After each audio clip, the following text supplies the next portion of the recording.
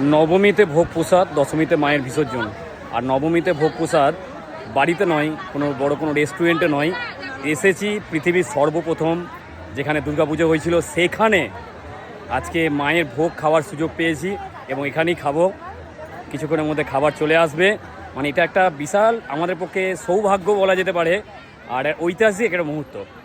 তোমাদের একটা কথা বলে রাখি, প্রত্যেক বছর অষ্টমী এবং নবমীর দিন এখানে মায়ের ভোগ প্রসাদ বিতরণ চলে। অষ্টমীর দিন লুচি, অন্যান্য তরি তরকারি থাকে, আর নবমীর দিন থাকে খিচুড়ি ভোগ।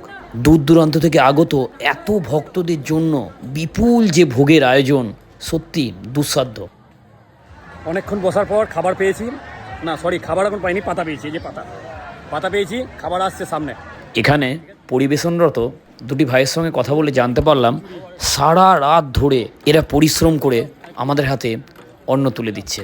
সত্যি বলতে গেলে মা দুর্গার আশীর্বাদ না থাকলে এগুলো সম্ভব নয়। জয় মা শ্যামরূপা, জয় মা দুর্গা। আমরা এদিনের ভোগ খাওয়া শুরু করলাম মা দুর্গাকে প্রণাম জানিয়ে। শেষ পাতে বোঁদে আর পায়েসের স্বাদ ছিল জাস্ট অসাধারণ। মায়ের ভোগ শেষ করলাম। আমাদের আরও কিছু মাতৃমন্দির দেখা এখনও বাকি আছে।